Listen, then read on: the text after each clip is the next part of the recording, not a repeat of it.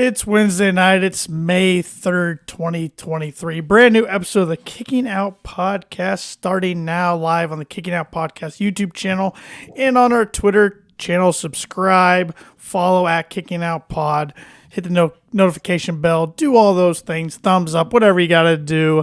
It's officially double or nothing month. So you know what that means. That means the reigning defending KOP predictions champion Austin Shepard will only be holding it for a couple more weeks. And Paul Zartman's back with us this week. What are we doing again? I forget how to podcast. What are we doing? Hi, guys. Yeah, it's been a couple weeks. You enjoyed your Twisted Sister and had a good time. Cheap Trick. Get it right. Cheap Trick's better than Twisted Sister. All right, I'll take your word for it. You can take that however you want. Did you wear acid wash jeans, a fanny pack, and neon T-shirts to the concert? No, actually, I wore a black Giant FM shirt because I had worn it to work and a pair of blue jeans. Oh, you didn't dress the part. No, I did not dress the part. There were people there who dressed the part. I was not one of those. I was gonna say, did you drink Coors Original? Because I think, like in the '80s, wasn't Coors Original like the beer to have? Yeah, because I think eventually in the '80s it finally came across the Mississippi. For the longest time, you couldn't get it east of Mississippi. So yeah. Well, I didn't start drinking until the '90s, so I can't tell you what happened. I wasn't born until the '90s, so shut up. But I'm just saying what I've been told, and I like Coors Original, so. Got no little history. I had Mountain Dew, so that's your drink of choice, isn't it? Usually, if we're talking about pop. Not tonight though. I switched it up. Okay. So. Okay. Yeah. Which leads to the question. I haven't gotten to ask it in 2 weeks, and I'm dying to ask it. Shep, what are we drinking tonight? Oh, we got a special one tonight. I thought I got a history here, and we can go down a rabbit hole of how I have this bottle of whiskey. Actually, It's a bottle of bourbon. But as I slide it into the picture, oh, look at this bad boy. Oh, that's a big one. Wow. Now, look at this thing. It's not what you think. It is actually a bottle of bourbon. It's not a bong for anybody listening. Yes. This is from the Willett Distilleries in Kentucky. Believe it or not, the grandson or one of the great-grandsons, as you can tell, I have partaked in some of this before. I went to car school with him. Okay. His mom is the heir to the Willett Distilleries. It's a little pour, Dax style pour. Yeah, it's a moderate pour. And his dad was a Ford dealer. Okay, so anytime he came up and hung out on the old lovely Lake Manitou, he would bring a bottle of Willett, and it's not an easy bottle to get. Definitely nothing here around me. You could probably maybe pick it up in Fort Wayne or Indianapolis, Tanner, but. Long story short, good bourbon, whatever. Well, come to find out, my buddy that is part of Willett, he married the great-great-great-granddaughter of Jim Beam. Oh, okay. So they probably have a little bit of a rivalry inside the family. That's awesome. Maybe just a little bit. Yeah, but anyways, Willett bourbon. There's a note here. I'm trying to think of the exact town. Bardstown, Kentucky. Bardstown, Kentucky. And my buddy's the Ford dealer in Bardstown, Kentucky. And we have some Willett bourbon. We put a little on ice on it. We're going to give it a little sip. As he takes his drink. Yeah, that's bourbon. Bourbon. It's it tastes like it's not going to be smooth. Like it just hits you right in the face, and then you take a sip, and it goes away. It's smooth, but it's not. It hits you in the face, but it's smooth. That's what it's supposed to do. It's like the best of both worlds, right? Yeah. Yeah. This could be dangerous. So I I know also I found out while I was on my sabbatical from the Kicking Out podcast that Rick Nielsen, lead guitarist for Cheap Trick, has his own vodka brand. It's called Rotkin Vodka. So I'm going to work on getting me a bottle of that, and then Shep, you're more than welcome to try that if you would like. I do. It's kind of known on occasions. I tend to dabble in some vodka. Just a little. Is Old Reliable by your side tonight? Yes, she is. There she is. Yeah. Oh no, we got one made. Once I drink this, we got one Right. made. Come on. I got another Steve Weiser here, Broken Skull IPA, ready to go. So I'm gonna have to next time I'm in a big city and not in a little city. I'm gonna have to get me some of the Pilsner. I just love the description for it. It's a badass 6.7% IPA designed by Steve Austin and El Segundo Brewing Company for the working man and woman. It features a bunch of things I can't pronounce, hops to deliver big flavor with an easy finish. Now stop reading and enjoy and start enjoying this awesome beer. Cheers. Which I love that he has his own beer because Yeah. I mean through his career, I mean that's what's his niche. But if you watch some of his interviews, podcasts, whatever, Steve Austin is a huge red wine connoisseur. Yeah. Like he loves that Napa Valley fancy stuff. And now don't get me wrong, I love me some good red wine. I drink a lot of red wine, but like I only have to drink it in certain settings. I could not pour a glass and drink it on this podcast because it just wouldn't fit. One. And two, I gotta have it with a meal or something. I don't know. But I mean, that dude loves his red wine. So for him to come out with an IPA, Broken Skull Ranch, drive my F-150, which boo F-150s. But I guess him drive my F-150 across the ranch in the desert. Yeah. Did you drink? You sit at home and drink red wine with your pinky out. Yeah, he'd be a fun dude to hang out with for many reasons. I could have a good time with the guy. Many reasons. Oh, I think we all could. But Paul, I'm gonna let you read tonight. You're fine. I already prepared for this. I know how it goes when you miss 2 weeks in a row. Jeez. I miss 1 week in a row and I get slapped with it. So we kick off the show from, where was it? Baltimore. Yeah. I didn't pay attention to that part. Land of Lamar Jackson. Yep. Highest paid player in the NFL. And he comes on the broadcast tonight. Yeah. We kick everything off with Orange Cassidy. Wait. Dynamite started with Orange Cassidy? Yeah, right? Every single week. Yep. Well, hey, he does a good job at opening the show, so why not keep him there, right? He does. And he enjoys it, and he gets to go hang out backstage afterwards, and no complaints from him. But it's Orange Cassidy, Bandito, Adam Cole, and Roderick Strong versus the Jericho Appreciation Society. Before the match starts, Jericho makes his way out with a new Britt Baker t-shirt on, which, ticks Adam Cole off. That caused a stir on the IWC this past week. Did you guys see that? It did. I haven't read too much about it, but I could tell enough that people were not too happy. It was basically like an argument where, it's probably a shirt okay to wear to a wrestling show or, in a wrestling setting. But if you wear it out in public, you're going to get some weird looks and probably maybe in some questionable topics and debates because you're wearing a shirt with a woman with a black eye. So I don't know. Maybe it's one of those shirts that AEW should have made for talent to wear and not sell to the public. But make some money. I understand both sides of it. I do too. So it's and for the non-wrestling fans, they would not understand it, and they would no.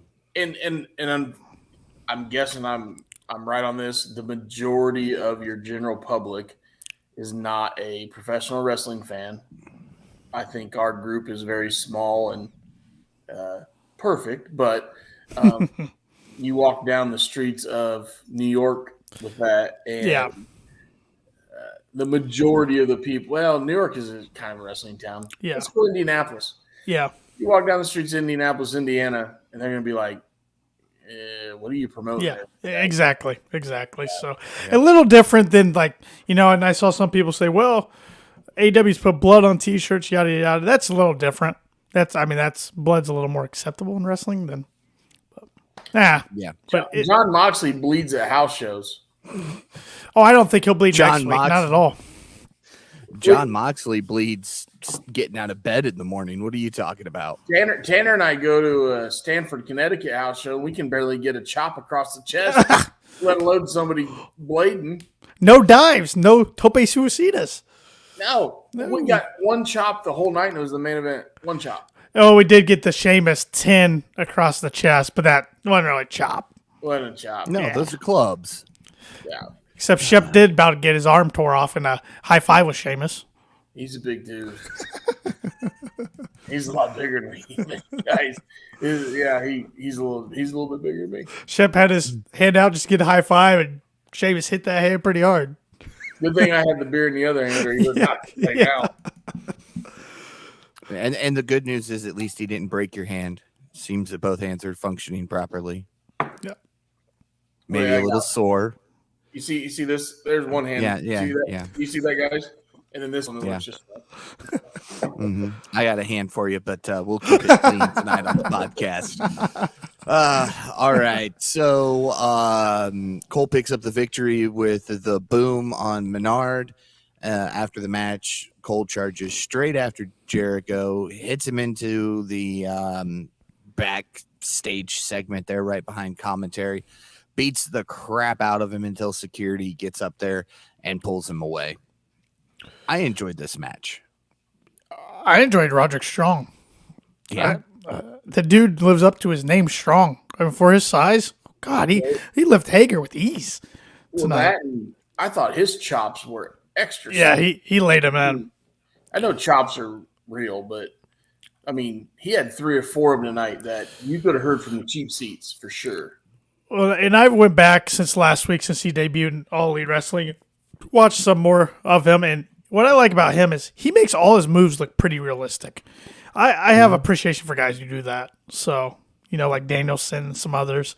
So, yeah, I enjoyed this match. Good opener. And then I love how Cole just made a beeline for Jericho right after the match. Building that story, building that personal aspect of the story. I can get on board with that. Yeah, and I love Bandito as a face. Yeah, he's fun. Coming out with the aviators. Yeah. Definitely. He did not understand that Orange was going to put the arm on his shoulder at the beginning. He's like, "What are you doing, with my arm, man? You're a big guy." But yeah, Orange played it off, obviously, like Orange would play it off. So. Yep. Oh yeah. Yep. We go backstage where we see Jack Perry and Darby Allin being interviewed. Perry says they have things in common, like they busted their asses. They've never headlined a pay-per-view. Allen agrees this is it, and he doesn't care how they get there tonight. It's showtime. Jericho is then shown telling security to get rid of Cole, and then Britt slaps him across the face.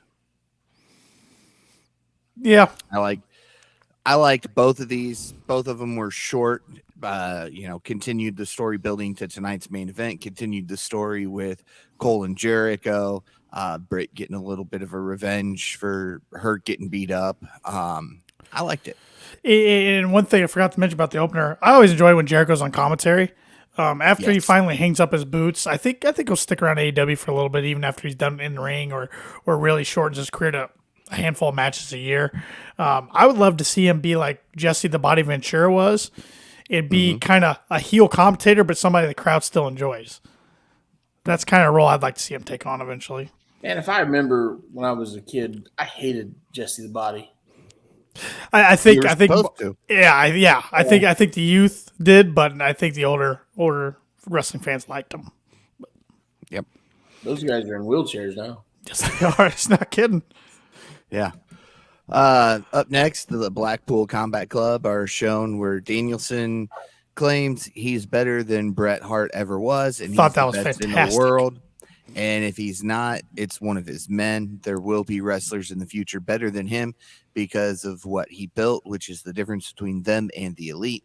Moxley says they should thank them for sharpening them. He believes there was a time the elite was innovative, but next week in the steel cage, he has new tools and weapons to show Kenny Omega. Did you look at Mox's face when he said that comment about Brett? He goes, "Oh shit." like he lived it like, man, that was real. I thought that was just a cherry on the top of that because Danielson was really hitting hard there, and then you get a reaction out of Mox, which you normally don't get a lot of reactions out of him, and then he gives that reaction. You're like, oh yeah, that was kind of serious. So I loved it. Really well done. I loved it. You had the two strong speakers of the group. The other two, Wheeler and Claudio, just looking on and kind of nodding and agreeing. And Danielson taking the shot at Hart was great. And he's went back to 06 ROH Danielson, and it's fantastic. Mox gives 0 Fs right now, which is great. Loved how he talked about Omega and Mox. It just clicks. And he was talking about 2019, 2020 feels like a decade ago. Because it really does, even though it wasn't. So I can't wait for next week's steel cage match. They're going to tear it down. Yeah, absolutely. I thought another point was when he said, look, I'm the greatest wrestler right now, but somebody's going to take my spot down the future, and I hope it's this little shit. And he points at Yuta. I thought that was great. That group, joining that group for Wheeler is the best thing that could ever happen to him because, he's getting spotlight on him. He's getting better and better, too. Because he is a little shit. Yeah. All right. Up next, I got confused because the women's match was on. I thought it was 9:30, and they're starting to do that. Everything. They're starting to do that a little bit now. I know, and it still throws me off. I'm so used to the 9:30. I went. Still only get one though. Only get one. I was like, man, I got to start getting ready, and then I realized, oh, it's the second match of the show. Yeah. We saw Saraya versus Willow Nightingale. Prior to today, it was just that it was going to be Willow versus a member of the Outcast. Last I saw. So when it got announced that it was going to be Saraya, I was excited that we get to see her in ring a little more, knowing that Willow's still a little green. Those two can work well together, I thought, and they did. It was a good match. Of course, Saraya picked up the victory as we expected. After the match, the group attacks Willow until Hikaru Shida makes her return, ends up siding with the Outcasts. I went, all right, I can get behind this. However, as they celebrate, Jamie Hayter, Britt Baker turn up, and it's all a ploy. Shida sprays the paint into Saraya's face and begins attacking them all with her kendo stick as she spray paints AEW onto them. Yeah, this was all right. Match was fine. Willow gets a good reaction from the crowd whenever she's out there. After the match, it's nice to see Shida. Haven't seen her in a while. She came out. I didn't fall for it, though. She's wearing all white. I'm like, if she's got a turn, she'd be all black. Something's up here. Even though I was kind of hoping she would. I think a heel turn would do her good. Yeah. Then at least she did lay in the kendo sticks. But I'm over the spray paint aspect of this, though. Unfortunately, I don't think it's going away. But once again, spray paint the belt next.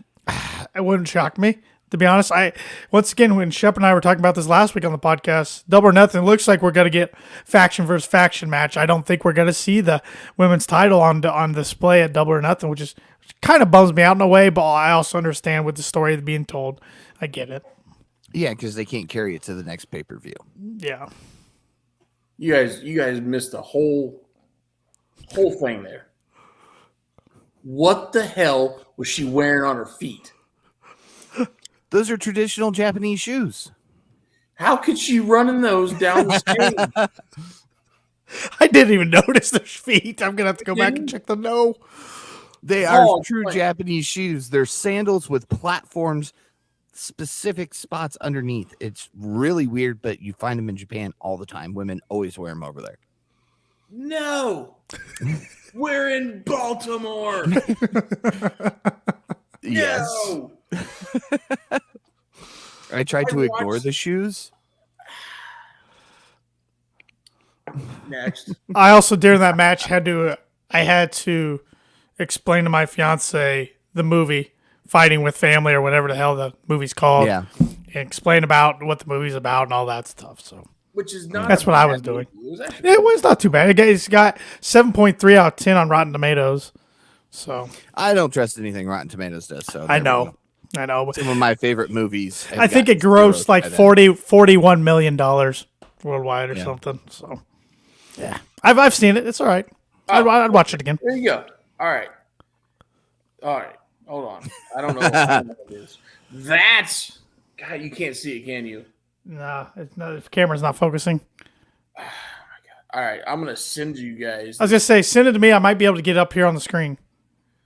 I mean, this is what she was wearing, and it was just. And she ran down, and to think that she had any leverage behind those kendo sticks, like, come on. That's what she. There, I said. All right, let me. Tell me. I think these are the men version, but it's the same thing. Yeah. Yeah. But like it says, traditional Japanese sandals. Only hers were red with black platforms underneath. And we're in Baltimore. Yeah. Well, yeah, but that's never stopped her before. I don't know. I don't know. Maybe that bothers me. Maybe people are gonna make fun of me for it. But like, how can you run? How can you run down, come in, and have leverage on kendo sticks with those things on your feet? Oh, I wondered the same thing, but I knew what they were when I saw them. That was the issue. I'm working on getting a picture up. You can move along, Paul, if you want, but I'll get a picture of them up here eventually. Okay, so you're looking for that. Yeah. So I will go to the next backstage segment, which really wasn't backstage. It was a video package. House of Black is shown in a video package as they welcome us to the open house. No shortcuts, no escapes, no mercy. Any three competitors teaming up can challenge, but there are rules. 20-second countouts, no rope escapes. DQ is enforced with dealer's choice, as they say, come one, come all, because the house always wins. Again, another great segment from House of Black. We get to hear from every member of the House of Black. I've got to say, this is probably my favorite thing Julia has done since she came to AEW. She fits with this group. She has gotten more confident in how she says things for the group. And I thought this was just an all-in-all good segment. No, I really liked it. I like the new rules. I like these rules. I think it makes it more interesting because I don't think any of us foresee the House of Black losing those trios anytime real soon. But with those rules, you never know. Yep. And it separates it from the tag team division that has similar rules to singles competition. Right. So and it was nice to see House of Black back on TV this week. They've been off 3 or 4 weeks probably. Yeah. So. Yep. All right. If you search Sheeta on Facebook Twitter, you can find GIFs or whatever you call them of her attacking everybody in her weird little. I'm getting it. My keyboard just being stupid and doesn't want to type. So. And her Japanese sandals in Baltimore. Yep. I thought I'd help you out there real quick before I get into the Trace de Mayo Battle Royal. If anybody's hitting me with a kendo stick, I hope they have those shoes on. Fair enough. Sandals. Right. I'll talk to some guys and see if we can make that happen in June for you. Yeah. Change your mind quick there. I got more of a behind the scenes role at the bar. Yeah. I do too this year. Because I will be in attendance as a fan this time. So Shep says I'm going into the lake, so well, yeah, yes, I heard that. Since Paul can't go in the lake, then Tanner's going in the lake. Yeah, well, you know. We'll see. Be fun. We'll see if we can get somebody to throw him in there. He's got to show up first. See, that's the thing. He was supposed to show up last June, and he didn't. So I'm not holding my breath on him showing up this year. Yeah, where were you at last year? What was I don't even remember. Busy. Yeah. As he covers my face. These are men's traditional, but You get the gist. That's what she was wearing. Yeah. How can you walk in those things? That's just a broken ankle waiting to happen. But That's why the Japanese are ninjas. I think I'm just going to leave it up there for the rest of the show. I think it's a good placement. Oh, thanks. Yeah. All right. What's next now? What are we talking about? Oh, very good. Okay. Hi. We're talking about the Tres de Mayo Battle Royal. Okay, before we get into this, Oh, no. what was your general thoughts when you saw this? Like, what was your general thought about it?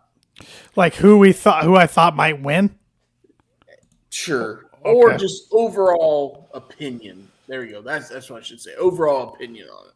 I don't mind the battle royals. They're usually pretty fun.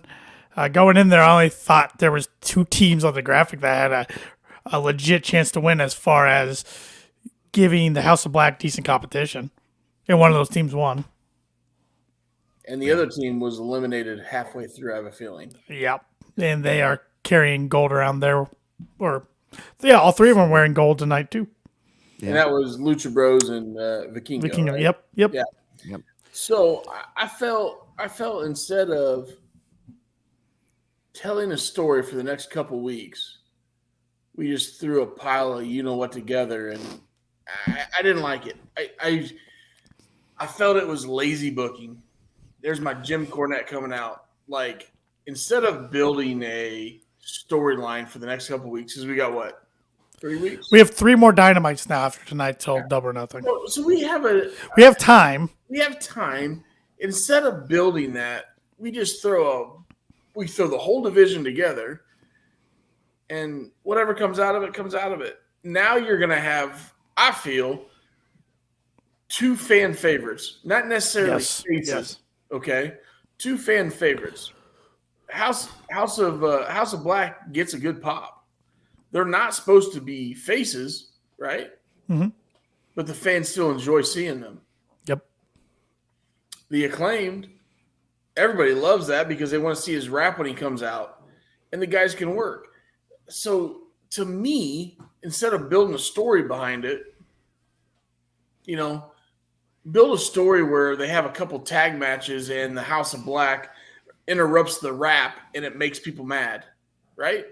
Yeah, have them attack him. Have the lights go out and have them attack him before he can talk. All of a sudden, you get one line into the rap, and here comes the House of Black, and now you're mad because you wanted to hear the rap from the Acclaim because it's entertaining and it's usually comical. Mm-hmm.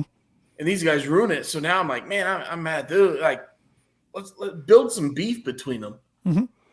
But instead, we throw 5 pounds of shit in a 2-pound bag, and here's what we got. And you're missing the best part. It said they could face them for the trios titles. Not that they would. They could face them for the trios title. Paul, you're just putting the cherry on top of my point. It makes it even worse. That's my point. It makes it even worse. I'm hoping this is just optimistic point of view here by me. I'm hoping they do build that within the next 3 weeks. Because if not, I'm right there with Shep. Then why'd we do this? But it'll be interesting. It is 2 teams that are fan favorites, and it could tear the house down at Double or Nothing. It could be a really good match. Should be a really good match. And as far as the Battle Royal went tonight, I thought it was pretty sloppy. There's a lot of sloppy spots, a lot of bad camera work too.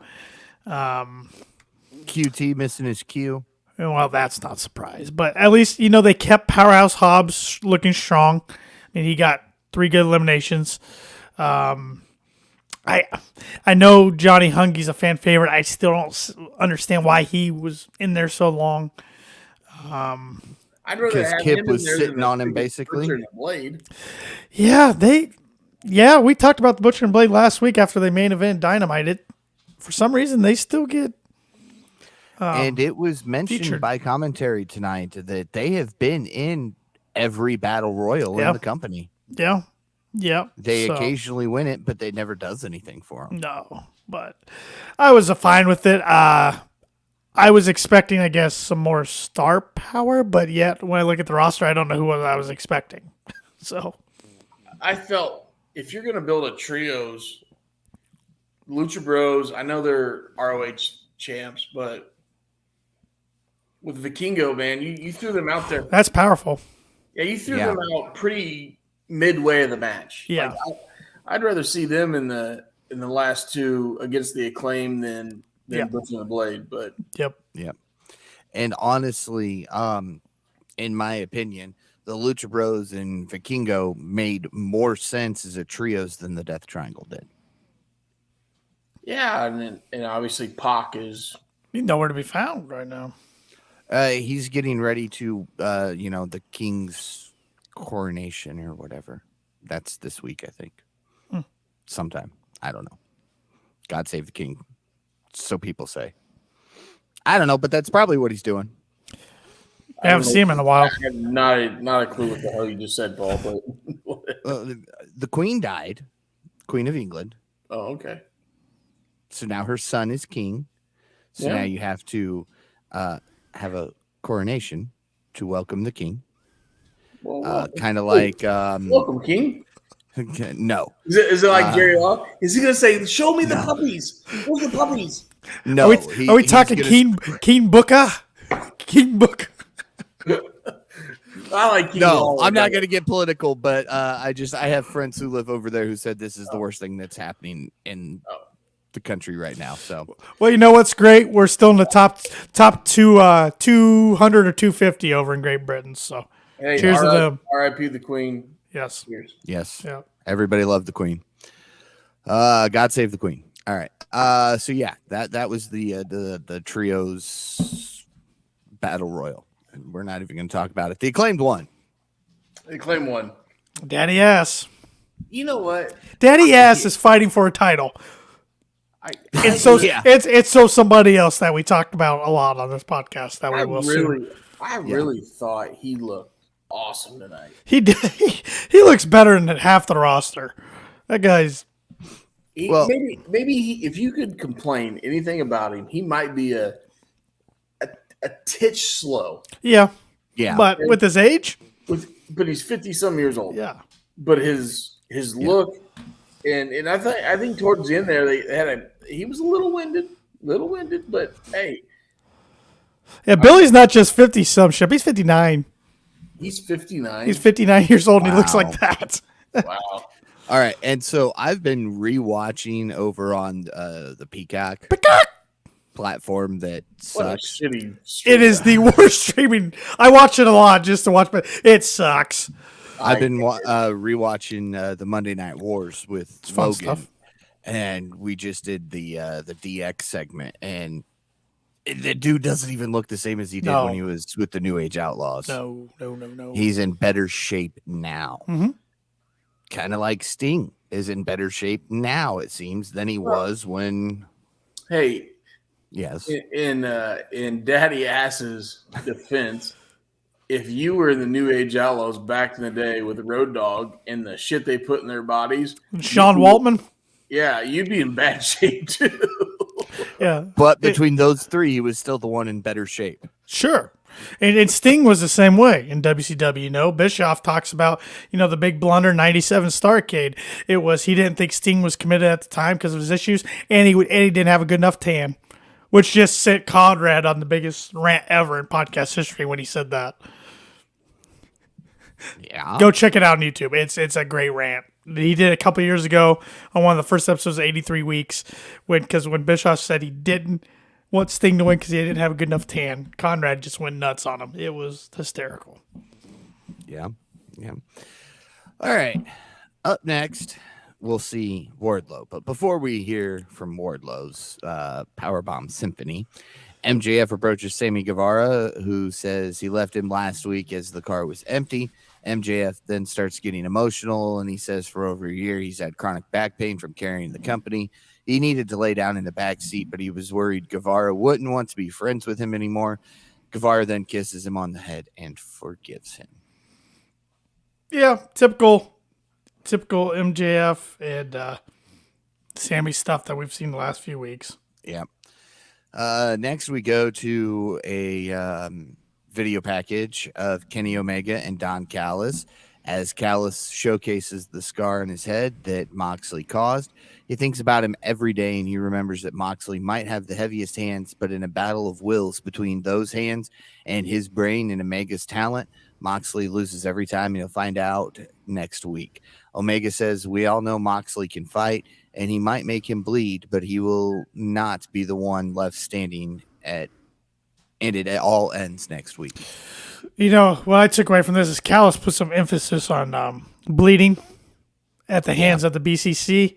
And, you know, Shep brought up a great point last week when we talked about Takeshita, you know, and their shirts even say, you know, you bleed and then you're forged in combat. So I'm back. I'm back on my prediction a couple weeks ago that we eventually see Takeshita and Don turn, and then that leads to a returning Hangman and eventually a debuting Kota Ibushi. I'm back on that train again. Yeah. I still don't know when. I don't know when everything's going to happen. But well, if you watch BTE this week, I kind of felt the same way. You know, you had mentioned how Kenny's been on his phone a lot on BTE. And then the backstage segments with Kenny, yeah, they were just spoofing and having fun. But you could kind of get that sense from him again that it's not, he doesn't care about the current setup of the Elite. Well, and you know, you go back to BTE a month or so ago, Hangman still thinks Don Callis is the problem. So, and I kind of felt like we kind of saw that tonight. You know, Kenny goes to start talking, Don cuts him off, delivers a good promo, and then Kenny has the final words. And Kenny just kind of stared off into space the entire time Don was talking. Yeah, I mean, I think it's coming. I just don't know if they pull the trigger before Double or Nothing, at Double or Nothing, at Forbidden Door. I mean, we have so many big events coming up next 3 months. I don't know when they pull the trigger on it. Build it to All In. Yeah. There's enough people here in this storyline. You could build this to All In. 43,000 tickets already sold, and it hasn't even been open to the general public. They're going to pack that place. It's going to be awesome. Yep. And what a gnarly scar Callis has. Yeah. And it's real. Yeah. Yep. Like, There. it wasn't a part of the gig either. No. But it works perfect. It works perfect now. Don Callis has got to be what, in his early 50s probably? Let's look it up. I knew that was coming. So for the next 30, 40 years, Don Callis has got to live with that scar on his head. But right now, it plays into the great storyline, and it probably makes him a couple bucks. Callis is the same age as Billy Gunn, 59. Wow. There you go. Okay. So another 30 years, 20, 30 years. Man, if I look that good at 59, I'll take it. Yep. Shep, we don't look that good now.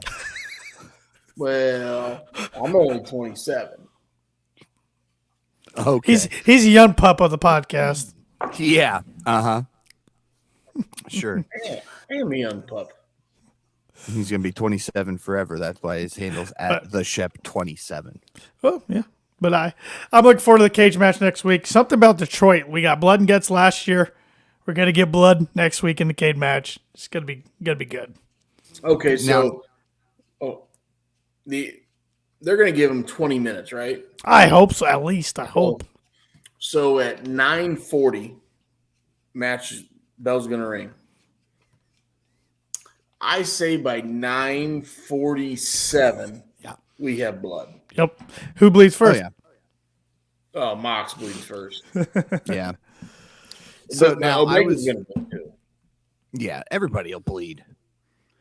Now here's my question, and Tanner, you're fast on Uncle Google tonight, so you get to look this up. All right. Not counting blood and guts, this is only what, the second, third steel cage match in AEW history. Well, I know we got Wardlow and Cody. We got the Bucks and Lucha Bros at last year's All Out 2021. Let's see.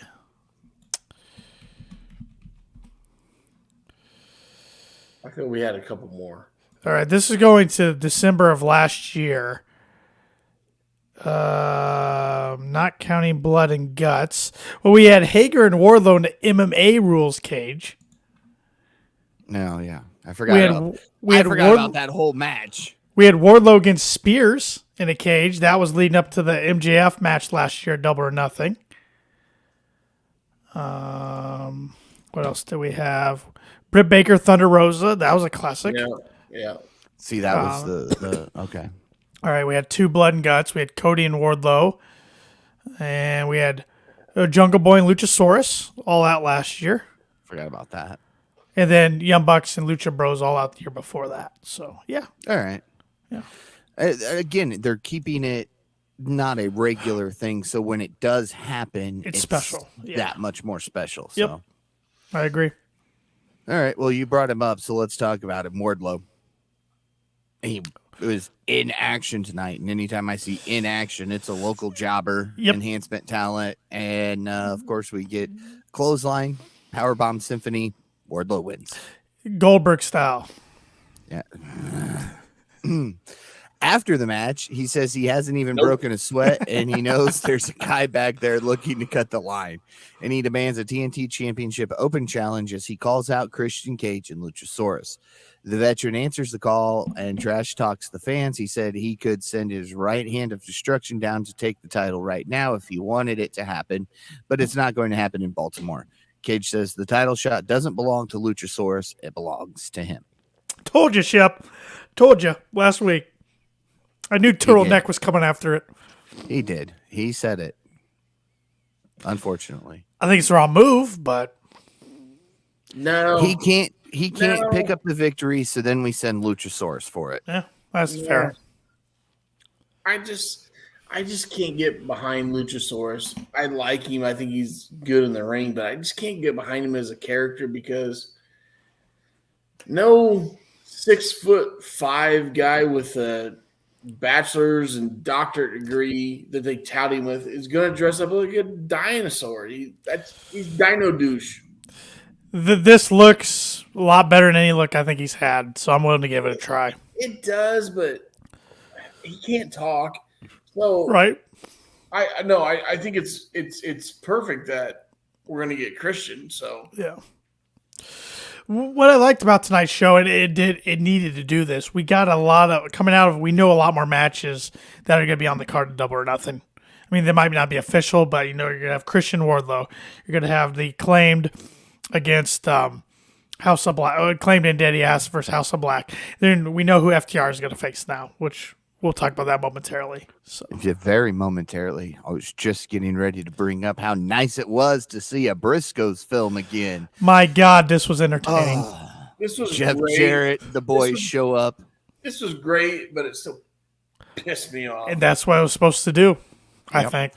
But Jarrett and the boys show My up God. at the Briscoe farm. They wanted to lend a hand. Footage is then shown of them working on the farm, but as Jarrett is about to sing, Papa Briscoe turns up, tells his son to keep an eye on the rest of the clowns, even though he knows Jay Lethal is okay. He says, watch out for the one down there in the overalls. Which one? Both of them. I just like how Mark just gives the baby to Satnam. Yes. Yeah. Right. Let's get to work. Then Lethal Best challenges. thing Satnam Singh has ever done in AEW right there. He was having fun. You could tell he just having fun. And That's it. oh, man. Not to cut you off, Paul. That's it. The guy sucks at everything else. He was good at this. Like, he should ride off into the distance. Like, see you later. Never come back. Go do other shit. Leave us alone. This stuff was gold. I like how we put the pencil behind the baby's ear. It was good stuff. Papa Briscoe, like you said, it was entertaining. But oh man, it was nice to see a Briscoe film again. That's all I gotta say. Even though Shep and I kind of predicted it last week, we thought Lethal and Jarrett were going to get the title shots. It's still, when you hear it, it's like they're getting a shot again against a different team. And man, Jarrett and Billy Gunn, both in 2023, are getting title shots on the same pay-per-view. Like what a time! How old is Jarrett? 55. 55. So he's younger than Billy. Mm-hmm. Yep. But as you said, Lethal challenges FTR, asks Mark, says, you've beaten FTR. How'd you do it? And you could, it said in there, This is and he what played you it off want. great. Yeah. Oh, this is what you really want. But Jarrett's like, let's go. Yep. So it's so they're trying to set up the angle that they're going to use Mark. Yep. To get a match. Edge. So which makes them the heel and Mark's still the face. So I like it. Great segment. And I really think Tony's leaning into all the internet heat people are giving Jarrett being on TV so much. So he's just leaning into it and using them more. Mm-hmm. You know what? I don't mind Jarrett right now. I really don't. No. You know, we'll see what happens after his episode of Dark Side of the Ring shows up. That's true. Well, and I feel like the Dark Side of the Ring is going to really focus on his affair and substance abuse. He's in one?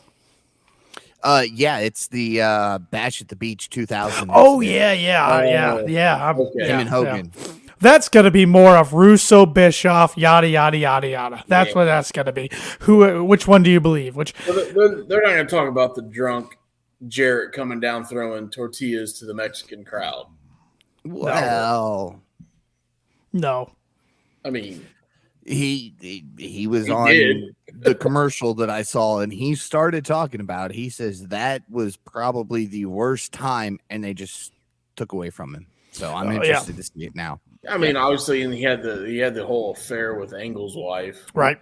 You know, that whole shebang, which I think was some of the best TNA back in the day because they had a real life beef. But it was just like Matt Hardy and Edge did. I mean, I've always give credit to all those guys involved in that. I couldn't imagine trying to, put that stuff aside to do business and make money, which we've talked about plenty of times on this podcast, which 6 individuals could do, or 4 individuals, but 6 including the. Which I think we're gonna get. I'll bet you $100 that we don't. Ooh. Throwing it out there right now. You can have time to think about it, but on May 3rd, I'm throwing out a $100 bet that we do not get that 6-man match at All In. At Wembley? Yeah. Ooh, man, I like to gamble too. Too rich for my blood. But you know what, though? Those guys, if those guys could have a real life affair, which is way more personal than some guys talking stuff behind the curtains and getting into a fisticuffs right in the backstage, okay? Where how many times can you see guys beat the living tar of each other in an MMA fight and then shaking hands and having a beer at the end, right? I know. Yep. So you have a guy like Angle and Jarrett have a real life personal thing that tugs at your heartstrings, right? And then all of a sudden they think, well, we can have a couple matches on pay-per-view, sell an extra couple bucks and put an extra couple bucks in our pocket. Like if these guys, and I'm talking, and I'm not talking FTR and Punk, okay? I'm talking the managers of Target, okay? If those guys can get their head out of their rear and realize what they can do and what they can sell tickets and put 90,000 people in a stadium, let alone what they can do on pay-per-view, then I give them way too much credit on what they've done in professional wrestling. I'm trying to be nice. It'll be interesting. But then I think in the back of my mind, these guys used to scrape for pennies to go independent show. Old school mentality. That's how BTE started, right? Yep. They started BTE because they wanted to show the grind they were on and maybe make a couple bucks out of it. Okay? Mm-hmm. So if they can't recognize this and make more money than they've ever made in their life, then I don't know. I stand corrected, I guess, and realize that these guys are too hard-headed and too I don't want to call them millennials because they are younger than me. You guys are younger than me too. I don't want to call them millennials, but I just I don't. They gotta do business. If they gotta do business, they really Matt's older than me, so Matt's about your age. I think I was the first year that was not. I was the last year, and if you're born in '83 and above, you're a millennial, correct? It depends on who you ask. Matt Jackson's 38. He's younger than me. And Nick, I think, is 33, 34. No, he's 35 or 36. I think I'm like in between the two of them. And I'm 35. Oh, Nick's 33. He's younger than I thought he See? was. He's about That's my what I age. Wow. Yeah. I don't know. Yeah. But well, here, and you brought up really good points, Shep. I would be interested if the Edge, Matt Hardy, or the Jeff Jarrett, Kurt Angle stuff happened nowadays with the age of social media. Because I just think social media makes everything so much worse. Yeah. For instance, why the FTR podcast isn't. Social media / media is the root of all evil. No offense, Paul, because you're in the media industry. Sorry, Paul. Yeah. You guys do good work, though. You guys don't. You guys. Thanks. You don't do any. Unbiased. You don't even do paywall. So. Yeah, we're unbiased and everything's free at Giant FM. But it's, but no, I just, okay. Well, I'll think about the bet a little more. I'm still saying it's not going to happen. Maybe we don't go $100. Maybe we do this because I think $100 might be a little steep for some, I guess. Maybe we do this. I got 50 on it right now. 50 cents. Maybe the loser or the winner gets a wrestling T-shirt of his choice. The loser buys the winner. I'm in. All right. There we go. Or the losers have to take 2 shots of the winner's choice. Ooh. How about both? Ooh, there you go. It's a T-shirt and 2 shots. Yeah. All right. Are we in? Are we all in? I'm in. We're all in. All right. I'm all in. All right. I'm always all in. Good stuff. We're seeing the trio. We're seeing blood, that trio so match all at all. We're seeing it. I think they're all too stubborn. Nope. That's why we're getting 2 shows and split locker room. And probably debut a stupid ass gold title. No, I'm gonna shut up. We can move on. No. No. Which we're gonna ruin the great story because they're gonna put the guy No. on Monday night. I'll shut up.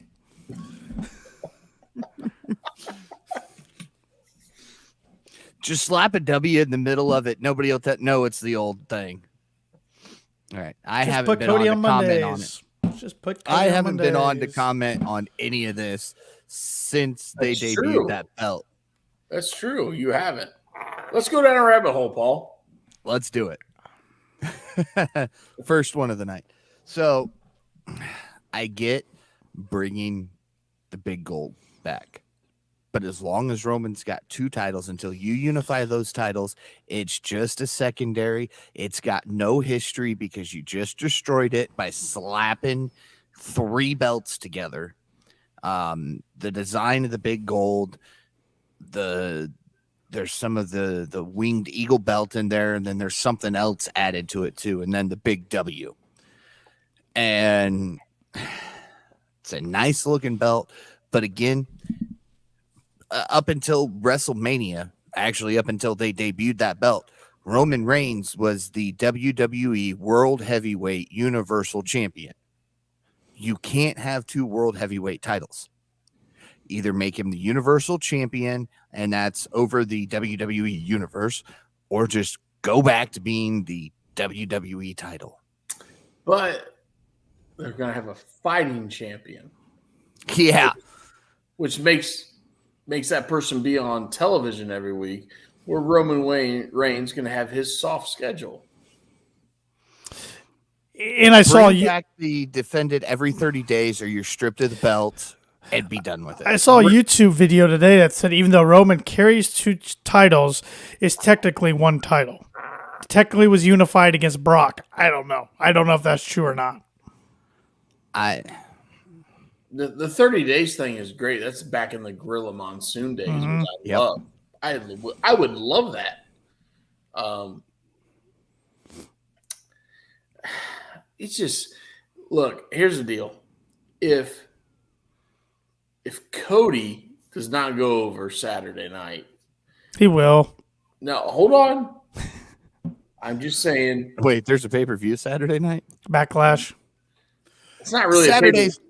It's not really Saturdays. a pay-per-view when we're all members of Peacock. By the way. Yeah. Premium live event. I don't pay for Peacock. Aha! All right. Anyway, I'm just saying. we're not going to go down that rabbit hole on air of why I don't pay for Peacock. Well, no, that's beyond the point. We don't want to get you in trouble, Paul. Saturday is free comic book day. Nothing else matters. Oh, and Shep's got some event going on too. Yeah, you're. Don't. Hey! I offered. I can tell you. I'll tell you off air who you can blame for that. Yeah. Anyways, wow. Anyway, here's my thing. If Cody doesn't go over, okay, I'm telling you right now, if Cody does not go over Saturday night, I will never watch Stanford, Connecticut ever again. All right. He's gonna be Cowboy Brock. He'll be Cowboy, and it's just the thing they're telling. This is John Cena all over again, and in 2012. Yes. That's the lazy booking to me. He's gonna be on Raw for a while. He's gonna have all these obstacles to climb. Then finally, somehow he's probably gonna win Money in the Bank, like Shep said, and get over to SmackDown. Then maybe have it at SummerSlam or WrestleMania 40, and he's eventually gonna do it. But it's just they should have done it already. Well, here's the thing. At the Royal Rumble, you get to pick the champion of your choice. Right. Doesn't matter what show they're on. Right. That's Gavin won back-to-back Rumbles, though? I don't think that sets well with the fans. You want them to get. You do not want the fans to somehow turn on him in Philly and boo him out of the building. Look, if he doesn't go they over, turn on him everywhere he goes. Sorry, Cody, I love you. In SummerSlam, he will be a second thought by the time the next Rumble. The dude was moving so much merch on their little tour over in Europe. They said he was outselling the rest of the roster combined. Yeah, they love him over there. Which just right there, you should have put the title on him. Yeah. You should have put the title. Never mind. But guess what? We don't have what Paul has on his shirt. The pencil. We don't friggin'. We don't. We have some 81-year-old delusional man with the pencil. Hey, he brought Bischoff back Monday night. You guys see that? Yeah, no, I did. What the hell? I did because I watched the segment because Cody was involved. And I know. Yep. And I Cody and Paul Heyman are the only two things that make me watch WWE. Paul Heyman is $1 million. $1,000,000. I'll watch him on IWA South Wrestling right now. Actually, MLW was on the other night, and I'm like in whatever. It was wrestling on television, so I watched it. I'm like, yep. I would watch Paul Heyman on whatever show you put him on. I'd watch Paul Heyman in the NBA right now, and I hate the NBA. You couldn't pay me to watch the NBA, but even Paul Heyman on commentating the Lakers and the Warriors, I'm watching the NBA. I'm going to start calling Paul Zartman the wise man. Let's not and say we did. How about that? I'm no Paul Heyman, and I will be the first to admit that. But let's not forget, all right, this isn't the exact card. I'm using a Walmart receipt, and it should be this way. But let's not forget, when RVD comes out and reads his card about who's being drafted. Yeah, a little upside down. Yeah, he wasn't all there. He was stoned. He was low in the clouds. He was stoned. Was Riddle with him? That's the question. Yeah, they were earlier in the day, probably. Bro. You do that pretty well, Chef. Yeah, he does. Actually, I think Riddle was in rehab for stuff a little bit stronger. Yeah, I think you're right. I mean, probably. All right. All right, back out of the hole for a little bit. No. I got one final comment. All right. I got one final comment. The one thing I didn't like, this is going to be a fighting championship. It will be defended anywhere, anytime, yada, yada, yada. So it's the hardcore title. Hey, I'd take the hardcore title any day of that stupid 24/7 thing they did. Yeah, but that's what I thought of when I saw heard him say that. I was like, R-Truth made that belt. He was entertaining. he was the best thing that ever happened to the 24/7 belt. I would rather R-Truth have that belt than Cody have that belt. Let's put it that way. True. Yep. Yep. All right. Now we're going to climb out of this hole and we're going to talk about Ricky Starks versus Juice Robinson. Rock hard. Starks picks up the win with the right to it. That was an awkward comment. But you go from rock hard to he picks up the win. All right. Well, look, I didn't want to follow up anything with that. Could have said something about his wife. I teed it up for you, Paul, and you didn't take the bait. Nope, I was just skipping that one. I'm trying to keep this E for everyone. E for explicit. Well, if we're going explicit here, hey, I put the F-bombs to a minimum, right? Yes, we have not had one yet tonight, so I haven't had or last week that I heard. Nope, we didn't have. I didn't have to put it out last week, so you're queuing. We still got time. We still got time. Yeah, we're not even. We still got time, and I got half of a toddy. So. But all right, we'll cover this a little bit. Starks immediately takes the fight to Robinson, launching him into the barricade repeatedly, but Robinson responds by gouging the eyes of Starks, and then Starks hits a backdrop outside the ring. However, Robinson sends Starks hard into the stairs. Starks then grabs Robinson, climbs the stairs with him before hitting a body slam to the floor, goes to a commercial break. Always worst time commercial breaks, in my opinion. Back inside the ring, Starks almost wins with a roll-up, but that is responded to with a senton from Robinson. Robinson then begins throwing his right hand, but he misses wildly, gets dropped with a lariat. Starks spikes Robinson with a DDT. He drops him again, but his splash is met with Robinson getting his knee up. Robinson follows it with a cannonball in the corner and then a hurricanrana from the top rope as Robinson then hits a lariat. Starks kicks out. Robinson chops across the windpipe of Starks, but Absolute fires back with a spear and a Rochambeau for the win. I like better, Tanner. Guys. Yeah, I like both these guys. Then we saw Switchblade come out, try to attack Starks. I got you. I'll give you a break. Try to attack Starks after the match, and then Juice pulls Ricky off Switchblade because he got hit him. So we're going to get Switchblade versus Ricky at Double or Nothing, which should be a fun match. I'm just ready for Bullet Club Gold, as they're calling themselves, to get some more members in it. You know, here's what's funny. Everybody's least favorite villain, and probably my favorite villain, sent out a YouTube post today. It says Marty Scurll joins Bullet Club. That's all it said. I clicked on it. There was no video to it. I don't know how he did it, but I got it like at 7:45. He's trolling people again. Marty's back to being Marty.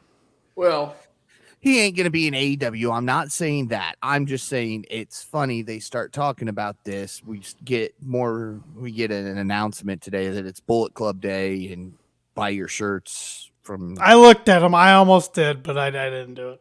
And then Marty releases that right before Dynamite starts. Marty's got a shot. I don't think we'll ever see him. But I mean, I kind of got a Bullet Club shirt on. He's working for AAA right now. Is he still? He's had some shows with AAA. So like, yeah, I think he was in Mexico over the weekend. He's getting his foot back in the door. Yeah. Yeah. No, I don't even know who Bullet Club Gold could add, but I want to see them add somebody. Okay, who would you see him add? Marty Scurll or Flip Gordon? Book Flip. Oh, neither. I would say, honest to God, I would say Flip has a better chance than Marty to join AEW. I saw the 10-year Bullet Club thing. So, okay, throw him out of there. There's one guy in MLW that I could see coming to Bullet Club. but he's got a lot of connections to Stanford. So I don't even know who the hell's in MLW anymore. Jacob Fatu. Oh yeah, it's Oh. that bloodline written all over it. Yeah. If they're smart, Yeah. but Stanford's not smart. Let's No, get they're not. that out They're of not. the way. Even though the bloodline is $1 million storyline right now, and I can watch it, they'll still find a way to screw it up. But I like Ricky Starks. I like Jay White. I like Rock Hard Juice Robinson. So, people are gonna. The non-AW fans are ripping AW for their use of Jay White already, but I can tell these guys are telling a story. He and Juice already. Let it marinate. Give it time. Yeah. Marty and Flip were just in Costa Rica 2 months ago, Mexico, and then 3 days ago he was in South Africa. So not AEW territory. Yeah. Costa Rica is interesting, but that's about it. Mm-hmm. So, but yeah, I'm interested in this, see where it goes from here. Again, I want to see him get more members. As much as I'd love for it to be the villain, it's not going to be the villain. I've come to terms with that. Well, it's interesting. They call themselves Bullet Club Gold. They do a different, hand gesture, and they don't really use the Bullet Club theme song. Yeah. Well, they do the hand gesture because they can't do the too sweet. It's copyrighted. Right. Yeah. But yet when Forbidden Door comes around, which I feel like nobody's talking about, but you got Not some yet, other big no. events, I feel like then it might get incorporated a little bit more. Mm-hmm. All right. So let's talk main event, shall we? Can we talk about one thing before that? Sure. The firm deletion or whatever, the firm at the Hardy compound going on Rampage. So you Jeff Hardy, Matt Hardy, Not even Isaiah Cassidy, and Hook versus Ethan Page, Toki Hathaway, Big Bill, and who am I forgetting? Is it Moriarty? I don't know. Somebody. we lost Shep. Yeah, I think that was on purpose. We lost Shep. But here's my prediction. Maybe, and I want your guys' opinion. Somebody always goes into the lake of reincarnation, right? For this, my prediction is Big Bill gets thrown in. We get a cameo from Enzo Amore, and you can't teach that because if he's free agent, MLW released him. They released him. I'm not saying he's AEW full-time all elite, just a one-off little cameo. We're going to get some fun spots in this. I think it'll be entertaining. Whenever we go to the Hardy compound, it's entertaining. But I think AEW kind of dropped the ball with this. If they were really smart with this, they go to all the guys involved and said, have fun with this, get as creative as you want on social media with this, push the hell of it before Friday night. And I think Rampage could have got some real high ratings, especially with NBA playoffs going on Friday. In NHL and NBA going on, and their weird time slot. Because you got some creative minds in this match, and I don't think it'll happen, but that's what I would have done. Yeah, I'm gonna wait for Shep to come back before I don't know if he's taking a bathroom break or lost internet or what's going on, but I don't know. Well, we have the same internet provider, so that's a little bit of a plus there. It may not be internet. It may just be him. There he is. Oh, there he is. Back just like Big Bill. There we go. Don't call me Big Bill. That's me. So, I lost internet. I have the same internet provider as you. My internet provider has a smaller bladder. Well, here's what I was saying, Shep, so you could get caught up. We were talking about that match coming up Friday at the Hardy compound. I said my prediction is we always see somebody thrown in a lake of reincarnation when we're there, right? So I'm predicting Big Bill gets thrown in and Enzo Amore makes an appearance. He's a free agent now. He is a free agent. Just a one-off, not like an all-elite thing or anything. But yeah, I mean, it could work. Yeah, right. It could work. Absolutely, it could work. I don't know if we want him in. No, I don't want him full time. I don't like the guy. Yeah. But I was telling Paul, if I'm AEW, they're not going to do this, and it's probably too late. But this match is going to be fun because Hardy Compound stuff's always creative and fun. You got a lot of creative minds in this match. If I was AEW, I'd be like, you guys go on social media, push this match as much as you can, get creative, do promos, videos, whatever you want, because they could hit a huge rating for Rampage on Friday with the playoffs, but I don't think they will. But that's the direction I would have gone in if I were them. Is it a 6:30? 6:30, yeah. 6:30, yeah. So it's kind of an odd start time for a Friday night, but Because of the playoffs, but yeah, in playoffs. I don't know which one it is, NHL or NBA, because they're both showing on Turner, so I don't know. Let me see here. Pick an N and go with it. Actually, if it's the NHL, we love the NHL because Canada loves us. And Go NHL. let's go Marty McSwirly. It is the NHL playoffs. Then great. We'll love it. Fantastic. Start time. If it was the NBA, boo the NBA. You suck. Get off of Turner Broadcasting. And Which they might. And only have cool people on there like us in the NHL. There And you they go. might. So it's the Devils and the Hurricanes played 8 o'clock on Friday. Devils and the Hurricanes. So we That got actually the might Jersey be worth Devils watching. and- where's the Hurricanes from? Carolina. Let's go Calgary. Yeah. Not the playoffs, but that's okay. They didn't make the playoffs? No. Oh, man. There are some Canadian teams left. Maple Leafs might have a Toronto, chance. Maple Leafs. Yeah. I'm a huge Maple Leafs Oh, fan. yeah, you are. Well, that makes sense because they usually choke. So Shep, you got some you got brown stuff on your nose there. the Edmonton Oilers who are down right now to the Las Vegas Golden Knights 3-2. Oh, I And like then Edmonton, too. The Edmonton- Leafs take on the Panthers tomorrow night. Dude, Edmonton's forward, the Smith guy, he's my favorite.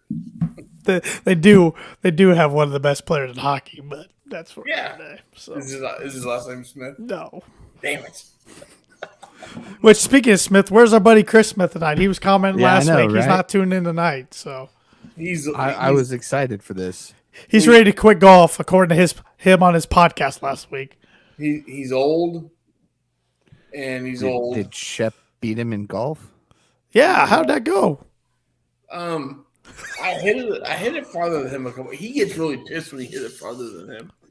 But then he throws the whole thing like he's 53 years old and I'm 40. But he played golf for a living.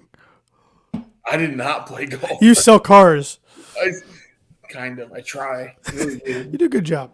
But I heard you had a anyways, big sale today, so congratulations on that one. what'd you say? I heard you had a big sale today, so congratulations on that one. We had a little bit. We had a little guy come in there, but yeah. Yeah. Life is good. But anyways, back to the old Chris Smith professional golf thing. He's 53 years old. 54, maybe turns, I don't know. Should I Google him too, for God's sake, and look up his I age? think he's 53. He turns 54 next month. I think you're Or no, right. this month. We're in May, right? Yeah, we're in May. I think he's a May birthday. He's 54. Oh, when's his birthday? Oh, let's- tax day. Tax day, right? Oh, God. Where is his? Yeah, he's a tax day guy. It April just 15th. says, oh, April 15th. Yeah, you're right. So he Yeah. just turned 54 not too long He ago. just turned 54. He's still. I just found out his middle name. I never knew his middle name was. What's his middle name? McLean. McLean? Yeah. Christopher McLean Smith, Wikipedia says. He's going to kill me next time he sees me. That's all right. It might be a little while, so that's all right. Well, the good When thing. he hits you up for that program you're in charge of, just sorry I can't be there that day. Well, the big thing with McLean, there's no professional wrestling reference to McLean, right? Not that There's I never know been a of. McLean, right? Not that I know of. You know what I'm going to do? Well, he's not on the podcast. I got to find a wrestler that looks like Chris Smith. That's my goal now. I got to find somebody that kind of looks like So you gotta find somebody with a shit ton of gray hair and a shitty goatee. Tommy Dreamer. Oh, Hey, and we're doing an ECW watch along with Chris, so fits perfectly. yes. Let's do an ECW watch along. I'll pick the pay-per-view because I've watched them all. I'll rewatch them, but let's get Chris on here and do an ECW watch along and make sure Dreamer is very, very heavily involved. Yes. Oh, Tommy Dreamer. Tommy Dreamer. Chris Smith looks like Tommy Dreamer. That is amazing. You know what? I'd rather be considered or compared to Tommy Dreamer than who you decided to compare me to last week. Yeah, good old roadkill. Dick. So the roadkill thing, I'll chime in here, okay? Yeah. Yes, Paul looks like roadkill, but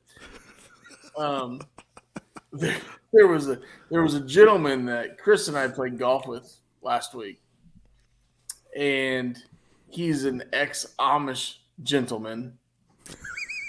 So Chris made the comment like, "Hey, he literally Googled professional wrestler Amish, and roadkill popped up from ECW." And so that's why Chris asked the question, roadkill, right? Not that he was making fun of Paul. No, you guys made fun of me. Chris did not. No, Chris I've never met Chris. Chris was making fun of a gentleman we played golf with on Thursday because he's an ex-Amish gentleman. So yeah, that's how that happened. Prenup.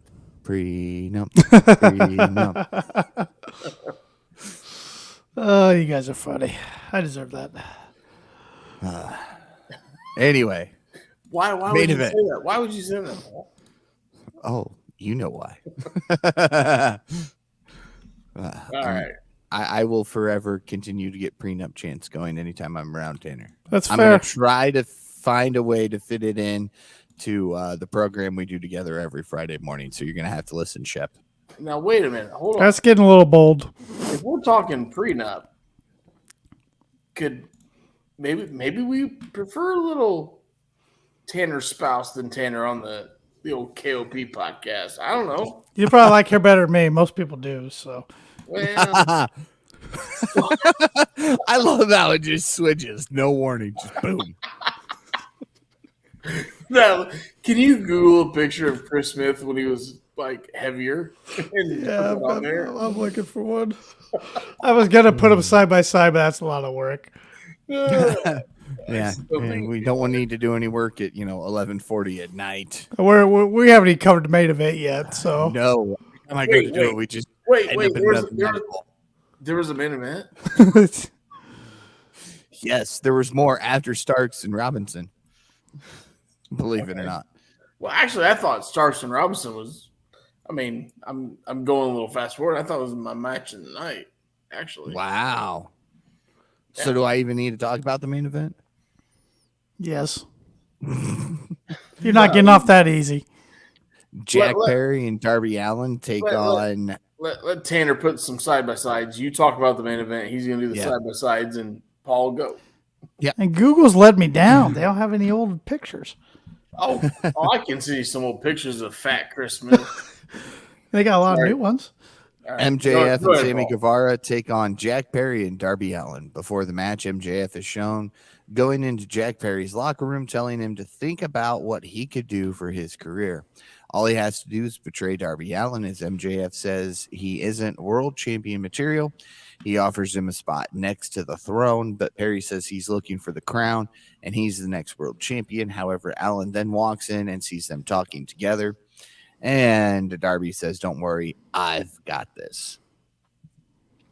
We start out the match with Jack Perry dropkicking Sammy Guevara, and that leads to MJF and Darby Allin tagging in. And the world champion almost gets caught with a roll up as he then sends MJF across the ring with a hip toss. MJF crawls away, and he and Guevara go to discuss tactics after a poor start. All right, now it's story time with me.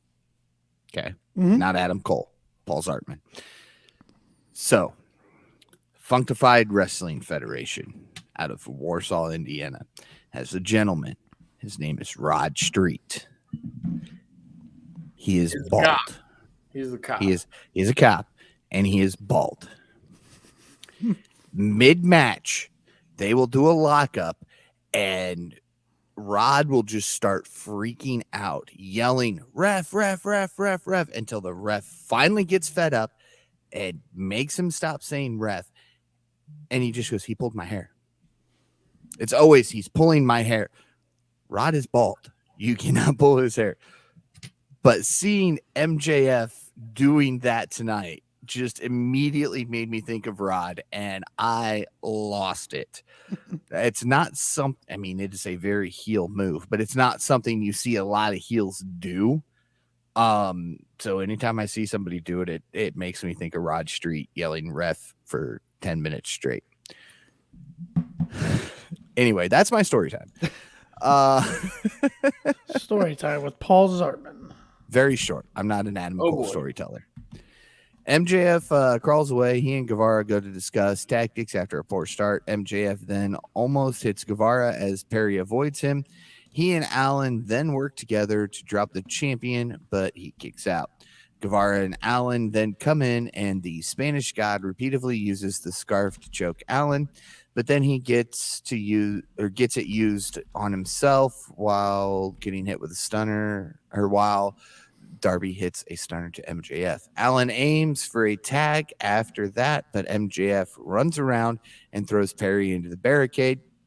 The heels then cut a promo on the fans while they're on top as they isolate Allen in their corner. Allen manages to crawl across to his partner to make the tag. Perry comes in with a diving crossbody. He then starts throwing lariats until the numbers game proves to be too much, but he then drops both with the double clothesline. That is followed by him diving out of the ring repeatedly to wipe out both men. Perry hits the Tiger Diver to Guevara, but he kicks out. And as Perry goes to the top rope, MJF grabs his boot, and that allows Guevara to hit the Spanish Fly. Kind of felt like that boot grab was coming because Jack kind of adjusted how he was standing on the top rope, allowing him to have better access to his foot. Allen comes in with a code red to Guevara, but MJF blocks it and hits a power bomb, which forces Allen to kick out. Perry makes a blind tag and then locks MJF in the snare trap, but Guevara breaks it up with a double stomp. The heels then tease, diving out, but MJF stops while Guevara wipes them both out, and he gives Perry to the champion, who drops him onto his head, yet Perry kicks out once more. Things begin to break down between MJF and Sammy Guevara as they both want the pin, so they argue in the ring. MJF slaps Guevara, who responds with a super kick. His opponents take advantage. Jack hit something, and then Darby made the blind tag. Jack goes for the pin, realizes Darby's jumping off the top rope for the coffin drop. Jack hit the knee. Hit the knee. Okay. Yeah. Thanks. Yep. That wasn't in my notes. Yeah. So hits the knee, goes for the pin, realizes the tag was made. Darby jumps off the top rope with a coffin drop. Jack barely moves out of the way. They pick up the victory with Darby staring Jack down. I love that. I did too. Thought it was a great way to end. Nope. I mean, we all knew Jack and Darby were going over to make it a four-way with the Pillars, double or nothing main event. It's just incredible to think, though, these four guys, how far they've come since the first double or nothing in 2019. Oh, it's crazy. And MJF's headline pay-per-views before, but we've never seen Jack, Sammy, or Darby in this position. Do you guys think they can live up to the bright lights come here in 3 weeks or so? It won't be what everybody's expecting, but it's going to be a spectacular match. Now, what do you mean by that, Paul? We're going to see a lot of miscues. Okay, maybe not a lot of miscues. I don't know. These guys are pretty sharp. Yeah. But something will happen that'll keep it off. It's not going to be a 7-star match. Right. I think it'll be good. I don't think it'll be the match of the night. I think it'll be good. It's just, it's not a main event. I'm glad they're doing this from a storytelling perspective. They've told a story for what? Since the night after Revolution back in March. Yeah. And I like how they're putting emphasis on the future of AEW, but it's not a Danielson MJF or something with Pepsi Phil, CM Punk, or something that's going to sell a lot of tickets. It's not one of those main events, but I still think it'll be, there you go. So I think it'll be a good match, but it is neat to see how far these four have come in 4 years. I hope it's a good professional wrestling match and not full of high spots. Yeah. I'm sure we're going to get one or two high spots, which is fine. Especially Darby 100. and Sammy. Yeah. But But I hope it's not overshadowed. Yeah. With the high spots. Yeah. I got a feeling we're going to get more than we want high spot wise. Sammy's got a big thing here lately with trying to destroy his body. Darby's always trying to destroy his body, and Jack's been flipping and flying more here lately. Oh, his dives weren't huge tonight, but the dude was a nonstop machine. He's a cardio machine. Proved it tonight. It was just nice to see MJF wrestle on Dynamite and wrestle a tag match. Yeah, We don't get it very often. Still didn't take the L, which we knew was going to happen. Yeah, right. So, no, it was all good. It was all good. Yeah, you guys got to mention more about that than I did, but I knew Sammy was taking the L. Yeah. Doesn't make sense any other way. Nope. All right. Let's do this thing called, I don't know, what's the order? Match of the night? Rating. There we go. Can't leave me in charge when I've been off. Brain doesn't work. All right, Shep, give us your rating for tonight. Actually, no. You've been going first. Tanner. I want to hear Tanner's. Yeah, it wasn't anything like that made me get on the edge of my seat tonight. But it did its job. It built some more matches for Double or Nothing, we have 3 more Dynamites still. So I think it's 4 weeks from Sunday. I think it's Memorial Day weekend. So looking forward to that. But it was fine. I'm really looking forward to next week with the steel cage match.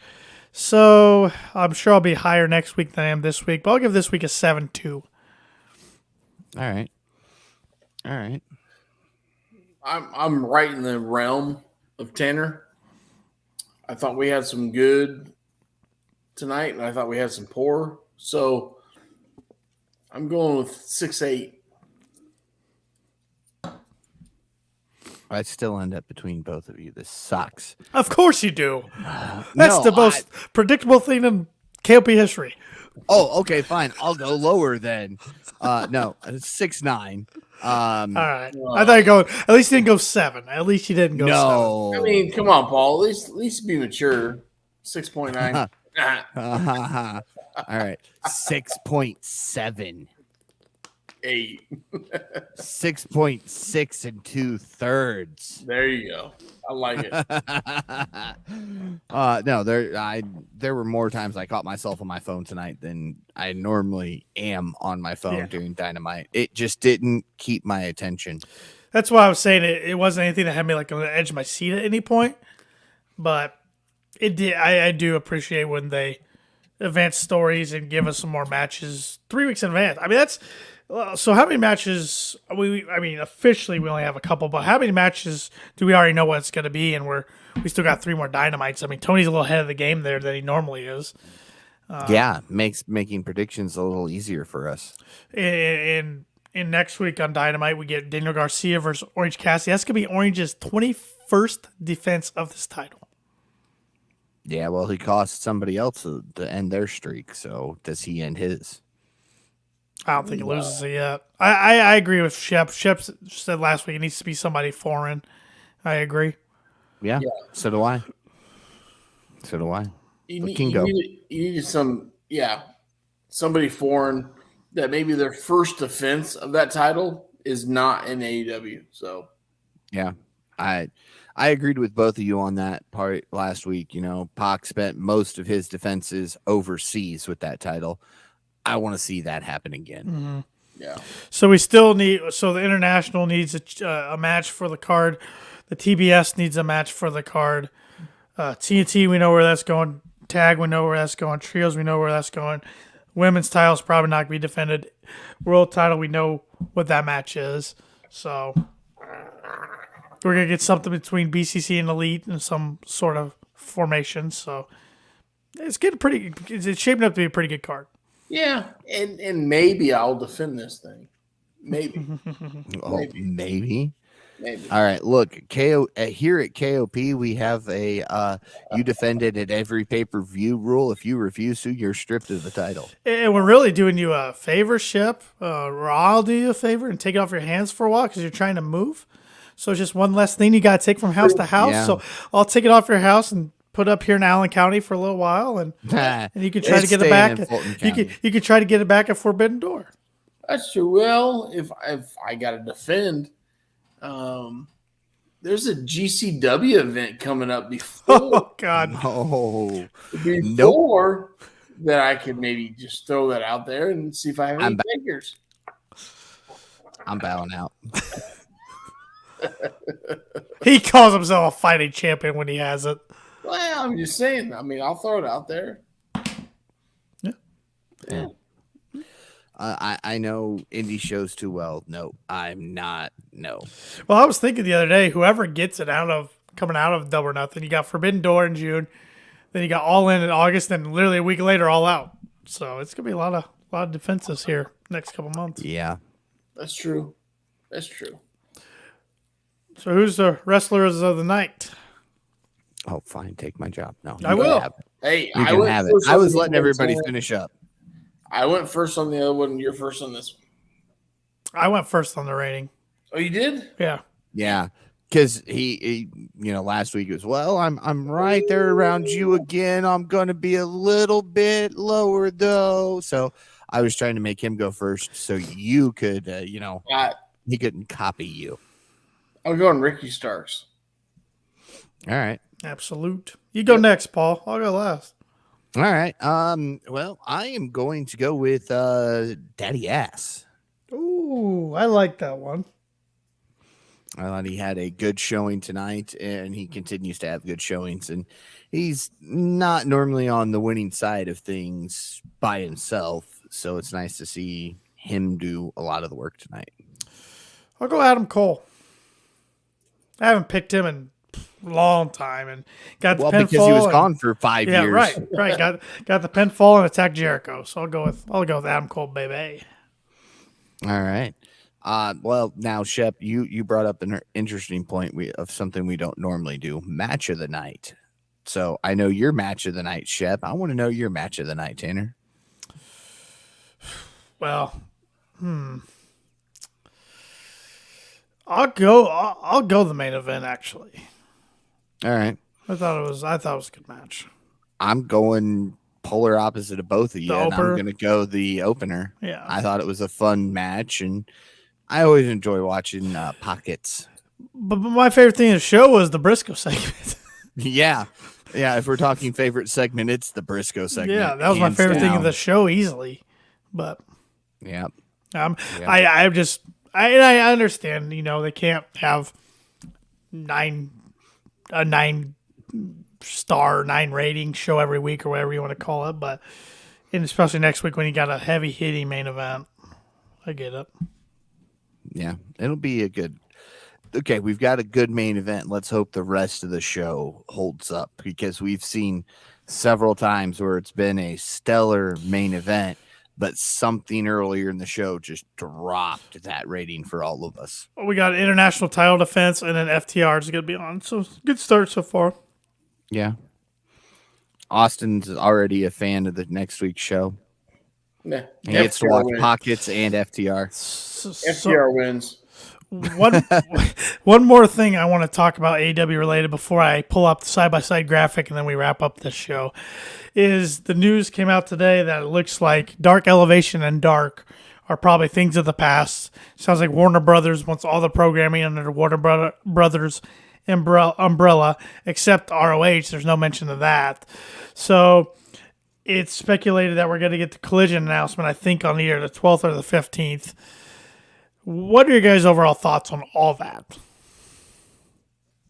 I think it's good if they manage it right?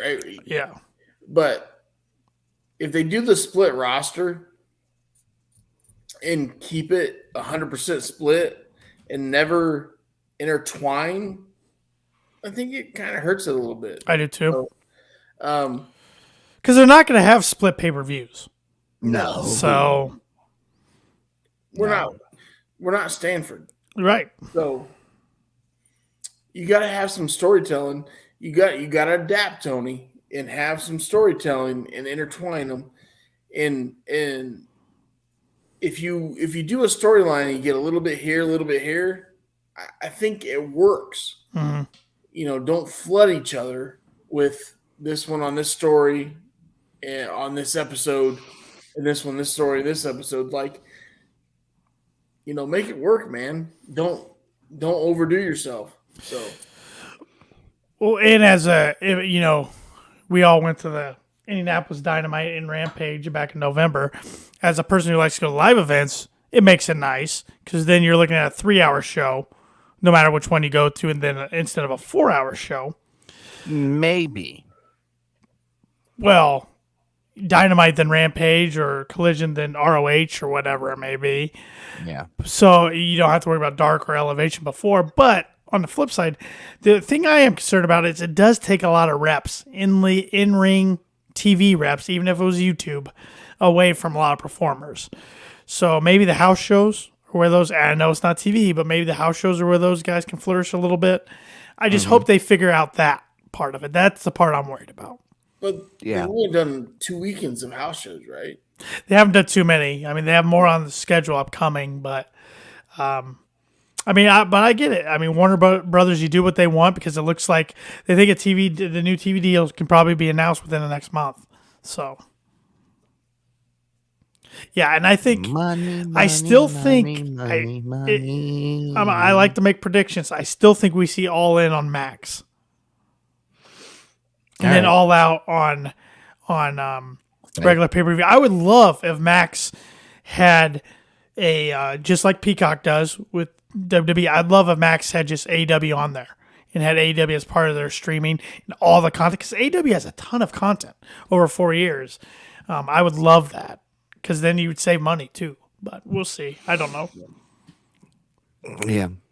Damn, that's all being rebranded, like this week or next week. So we'll see what happens. And I'm still waiting for AEW to make the official announcement about Dark and Dark Elevation.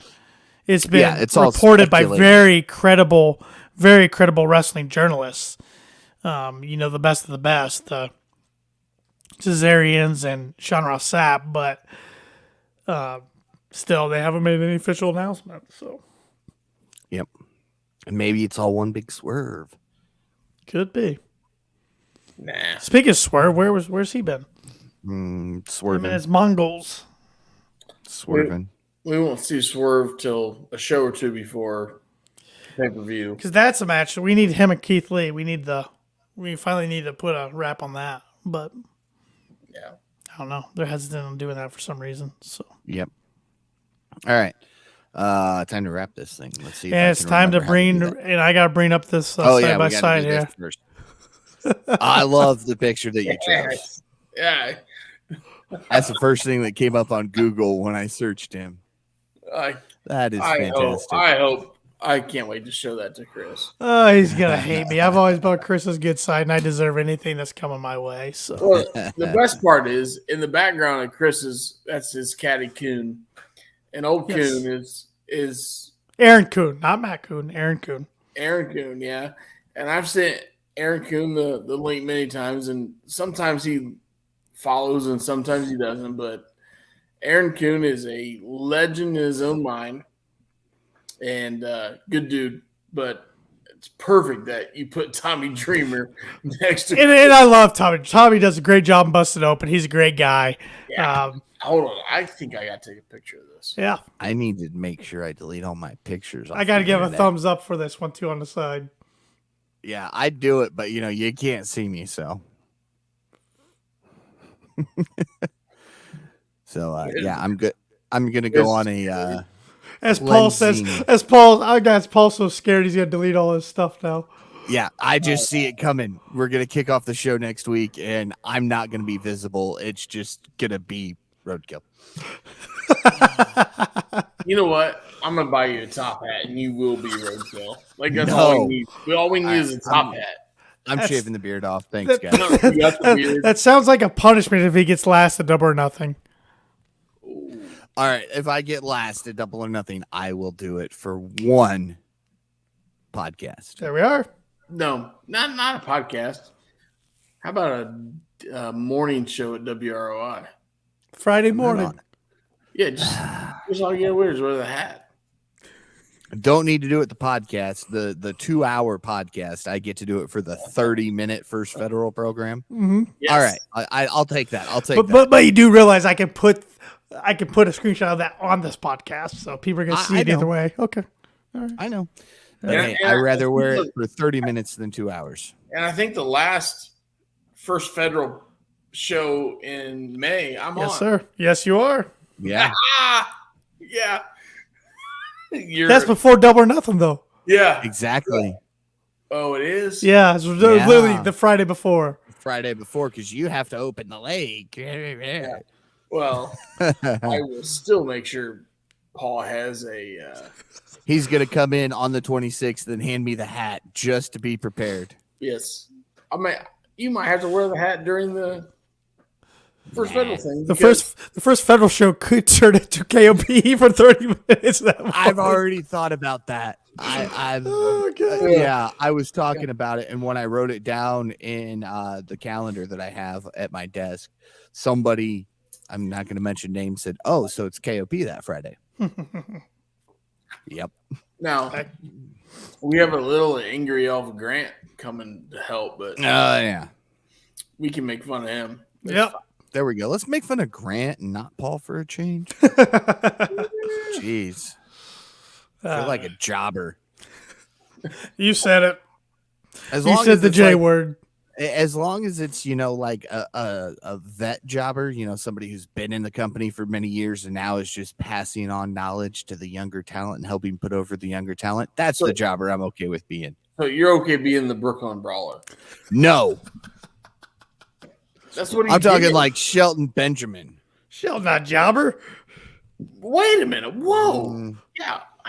How could you say that the Brooklyn Brawler is not a jobber and Shelton Benjamin is? Like, I want to hear your No. theory behind this. I'm not saying that Brooklyn Brawler is not a jobber. He is clearly a jobber. That was his job. He was a jobber. He was brought in for that. But he was a pretty famous jobber. There was because he was the biggest name of the group of them, but there was like a handful of guys who were literally brought in that time frame just to put over talent. They were not the best at wrestling. They were crap gimmicks, and they were jobbers. So back in 2012, Bleacher Report has a list of the top 10 best jobbers of all time. Oh, Brooklyn's going to be up there. I know that. He's number 2. Yeah. Number 1's Iron Mike Sharp. I don't know who that is. He's from the 80s. I don't remember. Yeah. Where's Shelton Benjamin? He's not on. Didn't make the list. It's 2012. He wasn't wrestling as a jobber at that point. He might not have been WWE in 2012. I don't know. Yeah, he's been in and out of the company so many times. But okay, he may not not currently be a jobber, but he has done stints as a jobber. When you go out there and you don't really do much and you lose every single match and it's against younger talent, you are considered a jobber because you are doing a job at putting over the younger talent. So you call Dustin Rhodes a jobber? By definition, yes. Whoa. All right. Keep stepping, Paul. By definition, yes. All right. It's a good way to wrap it up there. Next. Yeah, let's see how much hate mail we get this week. Send all your complaints to Paul Zartman. By Paul Zartman 921. I don't read my Twitter, so send them to Tanner, and he will have a whole list of them that will pop up on the screen next week. So any hate mail, I did not get any. I did not get any for the one nice thing I said about Vincent Kennedy McMahon last week. So yeah, I'm still shocked that you said anything about that. Well, And Shep took it easy on you too. he did. yeah. There's nothing nice to say about. No, I just said he did the right thing with the Punk situation backstage. Yeah. Yeah. Well, then after that, after you said that, there's some other things that have come out that's not nice. No. Guy's an idiot. Yeah. All right. We're wrapping this. All right. Pulling us out of all the rabbit holes. We're wrapping this. All We're right. going to start by talking about the Okay. fact that you can go look like us by checking out kickingoutshop.com. You cued the music way too early, Tanner. All right, so let's speed this up. Check out kickingoutshop.com. You can get your great KOP merchandise. Look great doing so. Support a great podcast. We've got a sale going on right now. I don't remember the promo code. Spring 23. There we go. Whoa, Be sure to whoa, like whoa. the Kicking Out podcast. Should be. Hold on. The promo code is Shep27 because he's the freaking champion. Maybe that'll be our next one. That expire because spring 23 runs through the end of May, if I remember correctly from last week's episode. So go check out kickingoutshop.com. You can get some great merchandise. Be sure to like the Kicking Out podcast on all social media at Kicking Out Pod. Listen to the Kicking Out podcast wherever it is you listen to your podcast. And if that happens to be Apple Podcasts, leave us that 5-star review because we want to be 5-star KOP. Be sure to follow Tanner Lee on all social media at TannerLee92. Be sure to follow your KOP predictions champion at the Shep27 for Austin Shepherd. There we go. You pointed and confused me. Too many fingers moving at the same time on the screen here, boys. Be sure to follow myself at Paul Zartman 921. And with that, I'm done. We're out of here. For Tanner Lee and Austin Shepherd, I'm Paul Zartman. Join us again next week as we kick out yet another podcast.